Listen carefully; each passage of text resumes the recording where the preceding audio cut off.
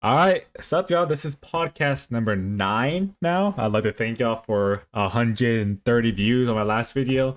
As of today, to this week, we're gonna reframe from a lot more Trump. So today we're obviously gonna talk about government shutdown still. Then we're gonna talk about Zohran Mamdani winning the election as of today, as of recording. And we're also gonna talk about the the general public not really liking both Democrats and Republicans, and then we're going to talk about Charlie Kirk conspiracy theories, because why not? Of course, right? What's up with Trump? So we have two articles today that it shows because they connect to each other. We have Trump's SNAP benefits reactions, right, from the Guardian. Also, I also wanted to pick Fox News because Fox News is implicitly has a Republican bias, so I just wanted to just analyze it too. So we have the first article, the Trump administrations. This article cites actions carried out by the Trump administration in an attempt to reinstate funds for the Supplemental Nutrition Assistance Program, or SNAP. I'm just gonna call it SNAP now. That nearly expired as a result of the prolonged government shutdown. By the way, this government shutdown is the longest government shutdown in history. Thank goodness, you know what I mean? This is gonna be great for the economy. Agriculture Secretary Brooke Rowland announced that the Donald Trump administration was nearly at point where it was forced to call a reform for funding for SNAP, which benefits more than 40 million Americans. There's statistics that came out that show that 1 in 5 children in the USA are funded by SNAP. Just something to think about. Which benefits more than 40 million Americans when it was discovered that the funds were near expiration. Secretary Rowland then announced that it was requested by the Department of Agriculture that all 50 state governors submit data that would show that no illegal aliens were receiving benefits. This has been accomplished in only 29 of those states so far. By the way, how would you even do this? This had to be such a large database you would have to analyze for each state, right? So if there's one in your state, does that mean that nobody in that whole state can have SNAP benefits? This seems like blackmail in a sense that we are not going to feed you until you follow these orders. It's kind of what I'm saying here. The article then points out that the SNAP program is now a center of federal spending debates and reform. One of the crucial points that Rowland stressed was that fraud needs to be eliminated in order for aid to reach those in need. Moreover, it is a pertinent to note that during the former President Biden term, SNAP spending soared to record highs of over 125 billion a year because of the expansions caused by the pandemic. Another crucial aspect of this matters is that millions of people face a possible loss of food benefits as a result of the current shutdown. Although recent decisions have compelled the Trump administration to use emergency funds to continue payments in line with recent orders. And it's kind of like it's like a new value towards this. Now we're gonna have the other article published in The Guardian. This article brings to light the fear that millions of Americans feel in regards to the benefits with the SNAP program, as a result of threats thrown by Trump administration to cut their benefits as a result of the federal government shutdown. Again, the second article kind of repeats it, but the main reason why I wanted to show the Fox one because the title, right? Trump's administration cited widespread misuse of SNAP as funding lapses during the shutdown, right? I think one thing to note is that the misuse of SNAP funding in the title makes it so that when the reader reads it already, they already have the thought like, oh, all these states are misusing it, right?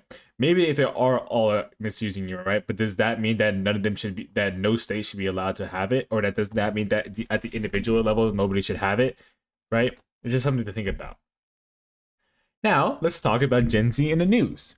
So for this Pew Research article, the Pew Research Center reports a year ahead of the midterm, Americans' dim views of both parties, right?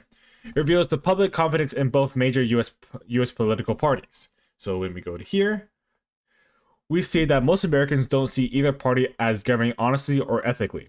The Republican Party, over half the Republican and half the Democratic Party, have from very to somewhat do not trust it. They say it's too extreme in its position, and that governs in honest and ethical ways. The Republican says government governs in honest and ethical ways. 39% says no. 42% said no. respects the country's democratic institutions and traditions. 44% no, 53% no. It's something to note that a lot of people see distrust in both governments, right? It mostly is not a Republican and Democrat issue, it's about the corruption in the government that's already happening, right? It is also to note that these two parties also have different most things, right? And obviously, right, you see that Democrats are more frustrated at their own party, right? I mean, for the Biden administration, Biden did a lot of good stuff, honestly, right? Looking into his history, right? It just wasn't as publicized as Trump was doing. What Trump is doing right now is more one of me is publicized, right? As well as more news going at it, right? But also, you can see in 25, they're frustrated with their own party because it seems like they're not really doing anything, right? It seems that Trump is just doing this over and over and over again. And which I hope that Democrats would have more hope into the party, especially with the government shutdown, right? Because they also have a voice in this. They have a really strong voice in this, right? However, one thing to note when you search at the White House, website, you see that top thing is that Democrats have shut down the federal government, right? It's kind of hard to go against that, right? However, there is some hope, and there is some hope for this, right? Some hope with both parties, but then you see how proud they are, and you see that 52% of Republicans are proud. There's something to know. And you see, Republicans hold a wide advantage on crime policy as of the current administration, right? While Democrats' biggest advantage are on healthcare and environmental policies. It is just something to know. You see the net here for crime policies. No, you also see here for police addressing race, for percentage of people who say that they agree with the following policy issue. You just see both there. It's just something to note. Now we're gonna have the Unk News. What is today's Unk News? We're gonna talk about Zohran Mamdani. The Guardian opinion piece gathers perspective from several political commentators reflecting on Zohran Mamdani's historic victory in a New York City mayoral race. Osaji Nirvanu, I hope I'm saying that right, calls Mamdani's win a landmark achievement for the American left, crediting his disciplined and campaign charisma and the ability to connect moral and material politics. Nirvanu argues that Mamdani leadership signals a turning point for progressive politics, offering lessons that extend beyond New York. Judah Levine highlights that the class tensions underlying the election, noted that while Mamdani's platform focused on affordability and equity, many establishment Democrats distance themselves from him, despite his alignment with popular policies such as taxing the wealthy and expanding childcare. I'm not going to say those names. It emphasizes Mamdani's grassroots strategy and his ability to channel voters' economic frustration during a time of widespread inequality and hardships. I think one thing to note, I think Zohran Mamdani is a great candidate. I think he's a great candidate because it's something new. It's also, one, he's much more younger than Cuomo and the other dude. I don't even know the other dude's name, right? I almost forgot it. Also, I think generally the New York State governor mayoral party was so popular for some reason, right? It was talked about a lot. I think one thing is because as a racist point of view of it, because he's also Muslim too. I think this is one of the biggest things. Like, oh my gosh, Muslims are going to take over the country, right? And look, he's a mayor, right? But however, he is very open to Jewish ideologies as well, right? He met with the Jewish people not too long ago inside the biggest Jewish center in New York City, right? Also, he's also one of the first politicians to talk about in the news publicly that he wouldn't go to Israel for his first vacation. I think this is like 3 months ago, I think, when they were talking about it. I think that was pretty funny.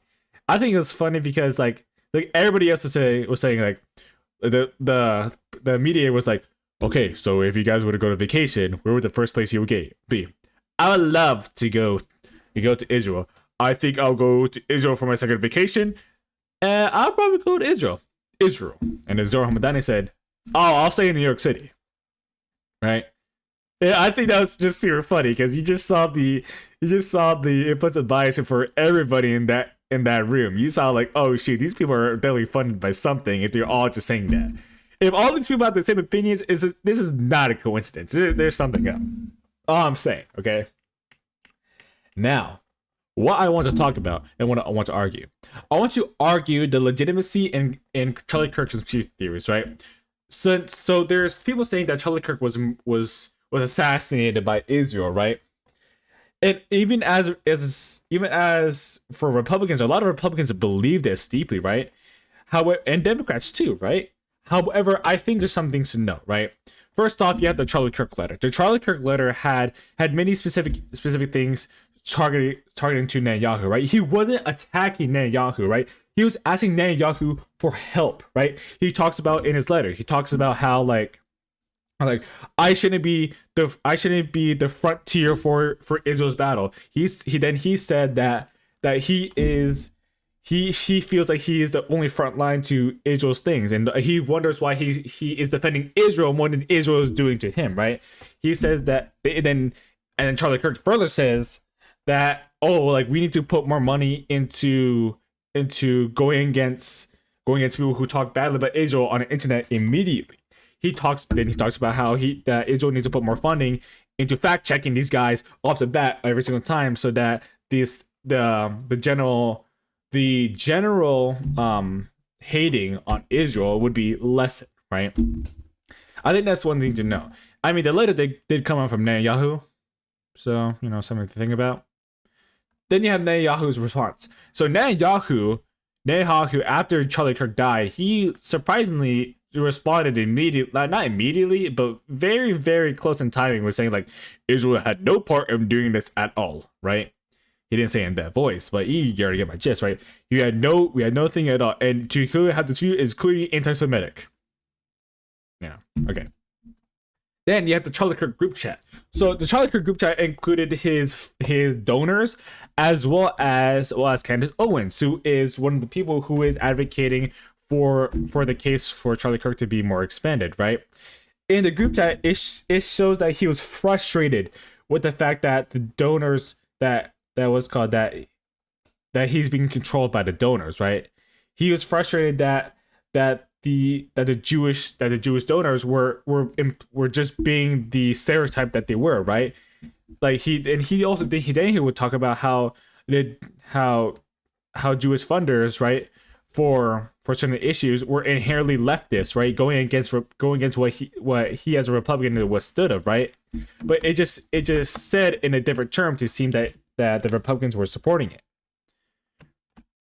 I think that's one thing to know. And then, okay, what I mean by see you in Valhalla, brother, we're just talking about the FBI director. I think the FBI director definitely saw some things in the Jeffrey Epstein files, because hold on, I was trying to see. This is not his eyes seem so deep in from being the FBI director, right? So that's one thing to know, right? I think so. He says like, in our investigation, and we rest in peace. See you in Valhalla, brother. What? Like, I don't know. This is so crazy to say.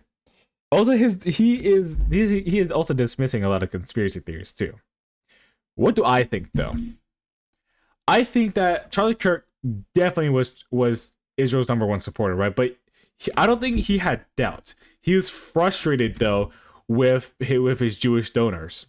He was frustrated with the fact that he had to follow them, right? And how Israel, but also he was frustrated with Israel for not being by his side, according to the letter, that he was not being by his side and being in the frontier for most of these battles, right? For example, when Charlie Kirk went to a lot of college campuses, right, he was being asked by Groypers, which is a group by Nick Fuentes, Groypers, who are questioning his everything about Israel, like what happened in USS Liberty, right?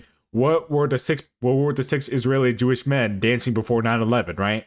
Stuff like that, right? What happened to the $6 trillion before 9/11? I think next podcast I'll definitely talk about 9/11. Definitely. I think that's a whole nother thing I could definitely talk about, right? Anyways, for the Charlie Kirk conspiracy theories, I think some things you should know is that the person who killed him was okay. This goes back into the FBI director. The person who killed him, right, was inherently, people were saying that he was conservative when he had a trans boyfriend or girlfriend. I'm sorry, I don't want to misgender, right? A trans girlfriend who then his family disregarded him, right? He didn't want to go into his family because his family is conservative, right? I think if you're conservative, He did say that they're deeply conservative too, right? So I don't know what they think of his trans girlfriend, right? And also his dad selling his son out for $1 million. Just something's not adding up.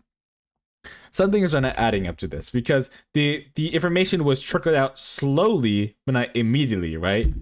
Maybe because of your investigation, right? But the way that they trickled out the information was seems like it was very deliberate to cause pandemonium in the public, right? It's like, oh my gosh, the person Charlie Kirk was a conservative, or he was a liberal, right? Like this and this and this, right? It was definitely intentional by the FBI to do some things like this, right? I think there's no doubt about it.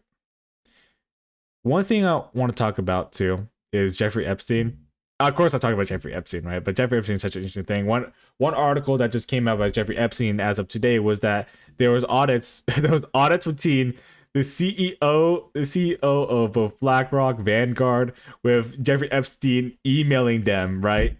That's like, and also a lot of hedge fund managers in Wall Street. Like, oh gosh, like what can you really do? You know what I mean? But I think that's today's podcast, right? I think that'll be it. I hope this video gets more views. That'd be great, right? But I think I'll be signing off for now. I think the main message for this podcast is just the ridiculous of the world that we live in, right? And how you really have to consider all sides when reading stuff like this. I'll just say that. Anyways, this is podcast number 9, and I'll see you next week when I talk about Jeffrey Epstein and 9/11. I hope my YouTube channel does not get banned.